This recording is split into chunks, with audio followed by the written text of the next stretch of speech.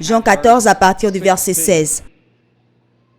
Si vous m'aimez, gardez mes commandements. Et moi, je prierai le Père et il vous donnera un autre consolateur, afin qu'il demeure éternellement avec vous. L'Esprit de vérité que le monde ne peut recevoir, parce qu'il ne le voit point et ne le connaît point. Mais vous, vous le connaissez, car il demeure avec vous et il sera en vous. Je ne vous laisserai pas orphelins, je viendrai à vous.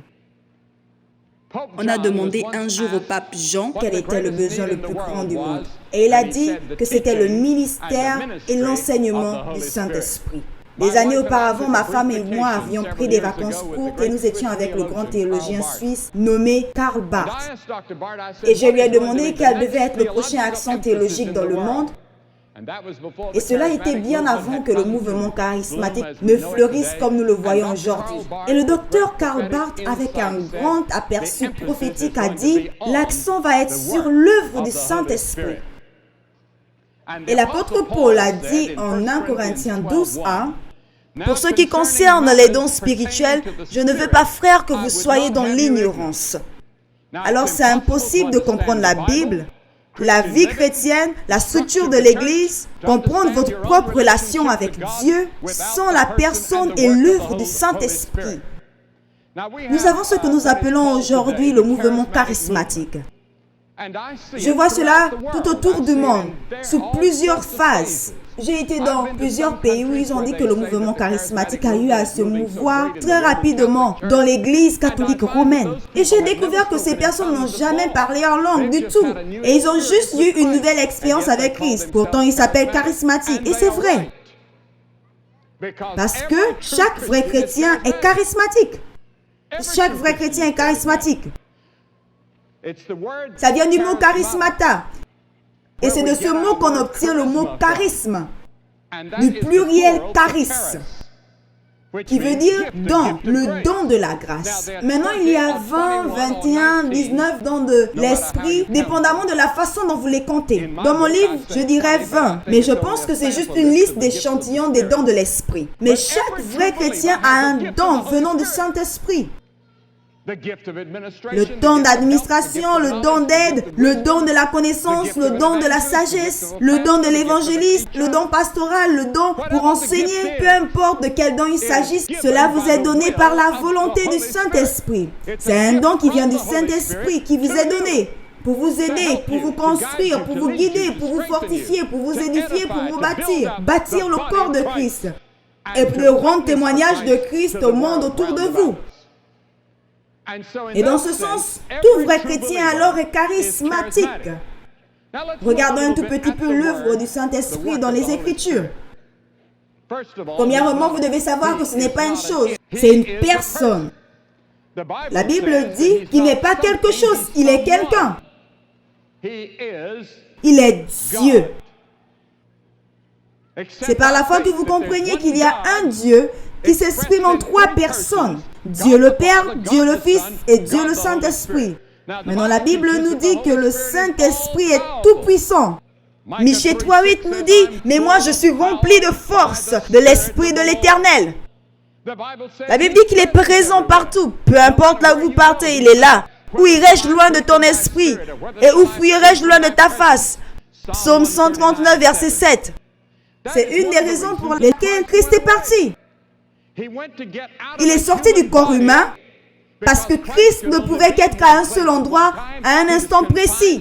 Il était restreint dans son corps. Il est parti afin que le Saint-Esprit puisse venir à sa place et être à n'importe quel endroit à un instant précis. Le Saint-Esprit peut être dans votre cœur, il peut être dans mon cœur, bien que nous soyons à des milliers de mètres de distance. Il a dit, il est avantageux pour vous que je parte. Parce que si je ne pars pas, le Saint-Esprit ne viendra pas, il a dit. Alors il disait qu'il devait partir afin que le Saint-Esprit puisse venir et faire sa grande œuvre au travers de l'histoire de l'Église. Il a aussi toute sagesse, dit la Bible. Dieu les a reçus en nous par son esprit, par l'esprit, pour l'esprit qui cherche toutes choses, les choses profondes de Dieu. C'est le Saint-Esprit qui nous enseigne et nous permet d'aller en profondeur alors que nous grandissons dans notre vie chrétienne. Dans notre vie chrétienne, nous devons grandir dans la grâce et la sagesse de Christ. Et nous ne pouvons grandir que par l'aide du Saint-Esprit parce que dès que vous recevez le Seigneur Jésus-Christ, le Saint-Esprit vient vivre dans votre cœur. Votre corps devient le temple du Saint-Esprit.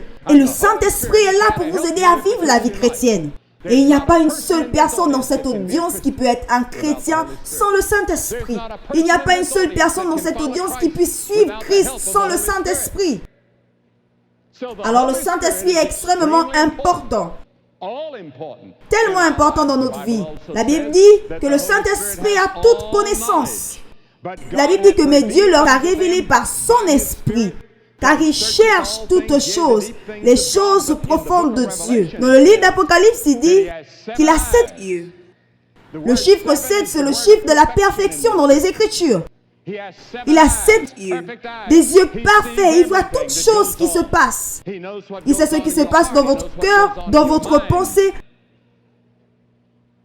Rien ne lui est caché. Il a une connaissance parfaite. Ensuite, la Bible dit qu'il est éternel. Hébreux 9, 14, nous avons la phrase par un esprit éternel. Il est co-éternel avec Dieu le Père et Dieu le Fils. Pour expliquer la Trinité une fois de plus, je ne sais pas comment, mais prenons l'exemple d'une pomme. On a la peau, on a la chair et on a le trognon. Mais tout cela forme la pomme. Ou alors nous avons le glaçon, la vapeur et l'eau. C'est la même chose, c'est juste que ça prend différentes formes. Cela, c'est juste pour donner une illustration de la Trinité. Dieu le Père, Dieu le Fils, Dieu le Saint-Esprit. Maintenant, il est appelé Saint. Ou encore l'Esprit Saint, selon la traduction anglaise. Et la Bible dit, Dieu dit, soyez saints comme je suis saint. Et nous devons être plus saints aujourd'hui que l'on ne l'était hier. Nous devons être continuellement en train de grandir, être conformes à Jésus-Christ. Et c'est le Saint-Esprit qui nous aide dans ce processus de croissance. Et la Bible nous dit aussi que là où il est, il y a la liberté. Notre frère, il y a quelques moments, a parlé de la liberté qu'il a en Jésus-Christ.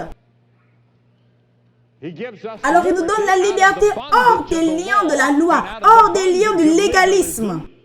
Parce que voyez-vous, même si vous êtes esclave au péché, esclave à la drogue, à l'alcool, peu importe, Jésus dit que vous êtes esclave au péché. Mais Jésus est venu et il nous a libérés à cause de sa mort à la croix et le Saint-Esprit aussi nous libère. Voilà pourquoi on dit qu'il y a la liberté là où l'Esprit est. Et je peux rentrer dans un culte et en 5 minutes dire si les gens ont été libérés par l'Esprit. L'œuvre du Saint-Esprit, qu'est-ce que c'est? L'œuvre du Saint-Esprit, premièrement, est de convaincre. Il nous convainc de péché. Et lorsqu'il viendra, il convaincra le monde de péché, de justice et de jugement. On peut retrouver cela en Jean 16. Il peut utiliser la prière d'une mère, comme notre frère l'a dit il y a un moment, ou une expérience tragique, ou alors la prédication d'un pasteur, la diffusion d'un programme à la télévision. Il va utiliser cela pour vous convaincre de péché et aussi le besoin de donner votre vie entière à Jésus-Christ. C'est ça l'œuvre du Saint-Esprit. Et plusieurs fois, il dérange des personnes afin qu'ils puissent se lever de leur siège et venir se tenir ici devant, pliant leurs poings devant mon visage. Ils sont tellement dérangés par le Saint-Esprit, mais ils reviendront. Un jour, un homme était venu à notre hôtel pour recevoir Christ à 5 heures du matin. Souvent, le Saint-Esprit vous met en colère, il vous dérange. Vous n'aimez pas lorsque les gens vous pointent du doigt et vous disent que vous êtes un pécheur. Mais c'est ce que le Saint-Esprit fait. Il vous pointe du doigt. Il met un poignard dans ton cœur. Il te dit que tu es un pécheur et que tu dois te repentir. Et nous n'aimons pas entendre cela. Mais c'est là l'œuvre du Saint-Esprit. Et sans l'œuvre du Saint-Esprit, on ne pourra jamais aller au ciel. On ne peut pas avoir nos péchés pardonnés et on ne peut pas être sauvé. Deuxièmement, il donne une nouvelle vie. La Bible dit que nous sommes morts dans nos péchés et nos transgressions. Et notre esprit à l'intérieur de nous qui a été fait à l'image de Dieu est mort aux yeux de Dieu. Et de quoi est-ce que le genre humain a besoin aujourd'hui? Le genre humain a besoin de la vie. Tous sont péchés et sont privés de la gloire de Dieu. Et un homme mort a besoin de la vie. Et le Saint-Esprit vient nous donner cette nouvelle vie en Jésus-Christ. Voyez-vous, un homme sans Dieu est mort. Et Jésus a dit qu'à moins qu'un homme ne naisse de nouveau, il ne peut voir le royaume de Dieu. Vous devez être né de nouveau. Et c'est le Saint-Esprit qui fait en sorte que vous puissiez naître de nouveau. C'est un acte surnaturel. Et il ne s'agit pas des œuvres justes que vous avez eu à faire. Il ne s'agit pas de toutes vos bonnes œuvres, toutes les bonnes choses que vous avez faites. Paul a dit en Tite, mais par sa miséricorde, nous sommes sauvés. Nous sommes sauvés par la miséricorde de Dieu, la grâce de Dieu. Je ne mérite pas le ciel. Je ne mérite pas d'avoir mes péchés pardonnés. Je ne mérite pas d'être sauvé. Je ne mérite pas cette paix dans mon cœur. Je ne mérite pas cette joie que j'ai. C'est par la grâce, par la miséricorde. Quelque chose que je n'ai pas gagné, quelque chose pour lequel je n'ai pas travaillé. J'ai juste reçu le don de Dieu, le don du salut. Il dit que par sa miséricorde, nous sommes sauvés, nous sommes lavés, régénérés et renouvelés par le Saint-Esprit. C'est le Saint-Esprit qui le fait. Et troisièmement, comme je l'ai mentionné plus tôt, il demeure. Beaucoup d'entre vous êtes spirituellement morts et vous êtes submergés de problèmes par rapport à la vie que vous vivez, à la culture que vous avez. Le Saint-Esprit peut venir à l'intérieur de vous et demeurer en vous maintenant. Et vous pouvez avoir un nouveau commencement. Une nouvelle vie. La vie de l'Esprit. Le Saint-Esprit vivant en vous.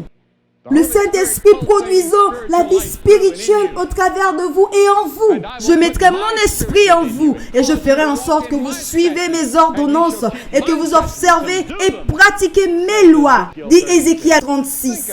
Pensez à cela. Dieu dit, je mettrai mon esprit en vous. Je viendrai et je vivrai en vous. Regardez votre corps comme la maison de Dieu.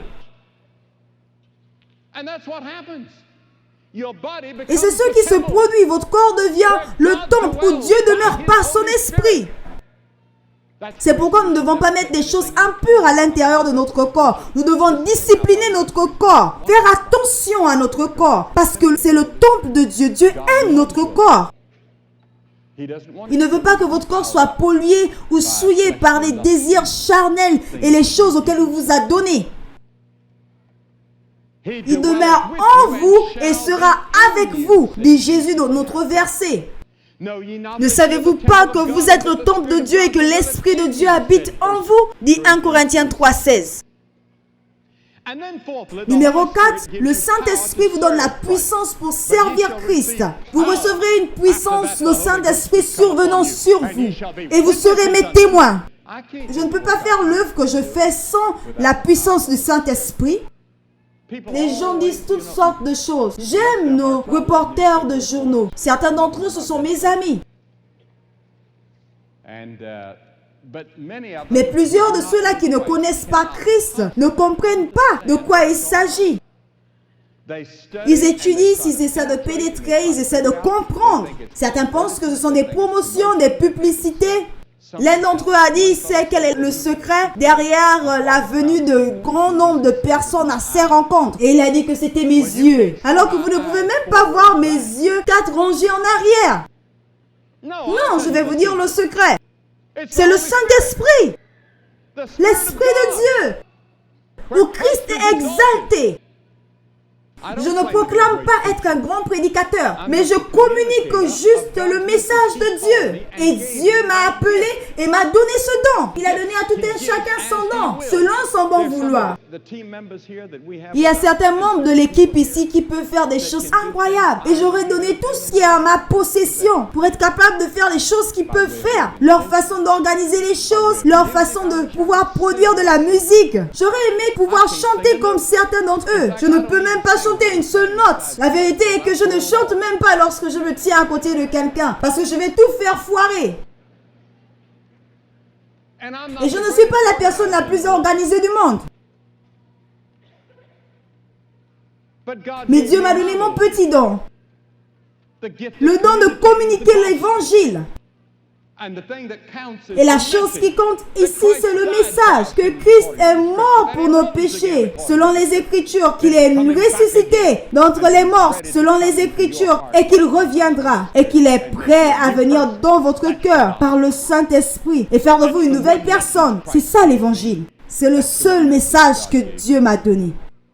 Je lisais quelque chose par rapport à Wakefield en Angleterre. Une femme qui a essayé pour la 38e fois son test de conduite et a échoué. 38e fois et a échoué. Peut-être vous avez essayé pendant plusieurs fois d'obtenir une licence spirituelle, de vous asseoir sur le siège de votre vie et ça n'a pas fonctionné. Combien de personnes viennent à des réunions qui redédient leur vie, viennent devant et qui retournent en disant que je vais vivre différemment, je vais être une meilleure personne, mais ça ne fonctionne pas. Aujourd'hui, ça peut être la 38e fois et ce soir, ça va fonctionner parce que vous allez donner votre vie à Christ de la bonne manière. En vous repentant de vos péchés, en ayant la foi en Christ, et le Saint-Esprit viendra surnaturellement vous renouveler et vous donner une nouvelle nature. Et ensuite, le Saint-Esprit produit le fruit de l'Esprit. Combien sont-ils? 9. Mais le fruit de l'Esprit, c'est l'amour, la joie, la paix, la bonté, la bénignité, la fidélité, la douceur, la tempérance. Cela est produit par le Saint-Esprit. Il y a des personnes que vous ne serez pas capables d'aimer normalement. C'est juste pas votre genre. Mais le Saint-Esprit va vous donner la force de pouvoir aimer. C'est quoi la plus grande chose dans le monde? C'est l'amour. La plus grande évidence qui montre que vous connaissez Christ, c'est l'amour. Et vous ne pouvez aimer cette personne. Je sais qu'il y a certaines personnes qui sont difficiles à aimer. Mais le Saint-Esprit peut aimer au travers de vous. Il peut aimer au travers de vous. Ensuite, vous n'avez pas la joie. Souvent, j'ai l'impression que je n'ai pas de joie en moi. Et je m'agenouille et je dis, Seigneur, où est le fruit de l'Esprit qu'est la joie dans ma vie? La joie est là, à l'intérieur. C'est une rivière profonde. Peu importe la circonstance, il y a une rivière de joie. Ensuite, nous avons la paix qui surpasse toute intelligence. Cela vient du Saint-Esprit. Peu importe la situation, que le monde s'effondre, j'ai la paix dans mon cœur. Je sais où je vais, je sais où j'étais et je sais où je suis par le Saint-Esprit. Voyez-vous, le Saint-Esprit vient faire cela. Il vient pour magnifier, glorifier et exalter le Fils. Jean 16, 13 nous dit qu'il ne parlera pas de lui-même. Le Saint-Esprit ne parlera pas de lui-même. En d'autres mots, nous ne devons pas partir ici et là et dire le Saint-Esprit ceci, le Saint-Esprit cela et ignorer Christ. Il est venu pour magnifier le Seigneur Jésus-Christ. Il est venu pour glorifier Christ. Et le Saint-Esprit prend plaisir lorsque vous glorifiez Christ dans votre vie. Maintenant, la Bible dit que vous pouvez pécher contre le Saint-Esprit. Vous pouvez le mettre en colère. La Bible dit que vous pouvez attrister le Saint-Esprit. La Bible dit que vous pouvez mentir au Saint-Esprit.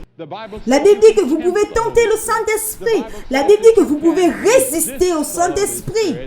Et si vous résistez au Saint-Esprit, il n'y a pas de pardon. Parce que voyez-vous, c'est le Saint-Esprit qui vous attire à Christ. C'est le Saint-Esprit qui vous convainc de votre besoin de Christ. Et si vous continuez de lui résister, votre cœur s'endurcit. Et à ce moment, il n'y a plus de repentance. Plus de salut. Il n'y a qu'un seul chemin pour parvenir au salut, et c'est Jésus-Christ. Et c'est une chose de résister au Saint-Esprit. Vous êtes capable d'identifier, de détecter sa voix, mais pourtant vous décidez délibérément de refuser. C'est une chose dangereuse de résister au Saint-Esprit. Celui qui a violé la loi de Moïse meurt sans miséricorde sur la disposition de 2 ou 3 témoins. De quel pire châtiment pensez-vous que sera jugé digne celui qui aura foulé aux pieds le Fils de Dieu, qui aura tenu pour profane le sang de l'alliance, par lequel il a été sanctifié et qui aura outragé l'Esprit de la grâce. Je vous demande ce soir de répondre à l'appel du Saint-Esprit. Je vous demande de venir ce soir en centaines et dire: je veux Christ dans ma vie. Je veux qu'il soit mon Seigneur et mon Sauveur. Je veux être sûr de cela. Vous pouvez être fidèle dans l'église, mais vous ne connaissez réellement pas Christ. Ou peut-être vous n'avez pas de confession particulière. Vous pouvez être catholique, protestant, juif, pas de religion du tout. Je ne sais pas qui vous êtes ou ce que vous êtes, mais j'ai pu voir que la majorité des personnes ici sont des personnes qui partent à l'église. Et je connais des milliers de personnes qui partent à l'église qui ont besoin de venir à Christ de nouvelle façon et avoir une nouvelle expérience avec le Seigneur Jésus-Christ. Conduit par le Saint-Esprit, parce que voyez-vous, il y a plusieurs personnes qui ont besoin d'être remplies du Saint-Esprit. Je n'ai pas le temps d'expliquer ce que cela signifie d'être rempli du Saint-Esprit ou encore être baptisé du Saint-Esprit. Parce que je suis ici pour vous dire ce que le Saint-Esprit peut faire pour vous là maintenant, là ce soir. Et je vais vous demander de vous lever en centaines de vos sièges et de venir ici devant, comme vous avez pu le voir des nuits après des nuits durant nos rencontres. Et alors que vous venez, vous voulez vous dire à vous-même: je veux Christ dans ma vie, je veux que mes péchés soient pardonnés, je veux aller au ciel, je veux commencer une nouvelle vie.